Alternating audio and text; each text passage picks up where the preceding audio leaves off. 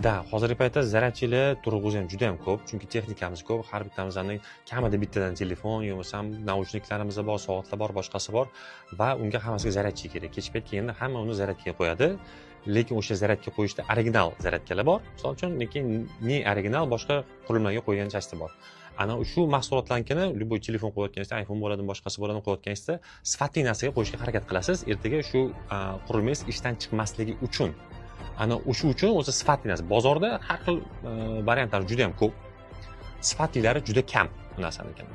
Aynan Panasonicda men o'zimiz ham borganmizda, aynan zavodga borganmizda, shu laboratoriyasining tepasida turib, shunda har bitta testini, jarayonini ko'rdik. Bunga qanaqa kuchlanish berilyapti, qanaqa jarayonlardan o'tyapti, shu narsani bitta ko'rgan holatimizda. Bizga o'zimiz ishonch hosil qilganimizda bunga 1000 volt berdi, keyin 2000 volt skachok bilan berdi, keyin 5000 volt impulsli skachoklar bilan beryapti.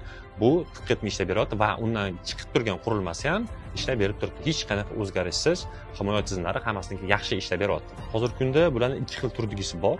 Hozir ko'rayotganingiz ikkita USB-lik bor va rozetka USB Type-C bor bu narsanikini.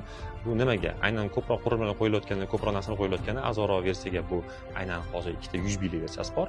Uni USB Type-C versiyasi ham chiqyapti o'chasinikini va undan tashqari ham rozetka, ham USB, ham Type-C rozetkaliklari bor. Shunaqasini qurilmasi bittada bitta batareyaga sig'adi bemalol.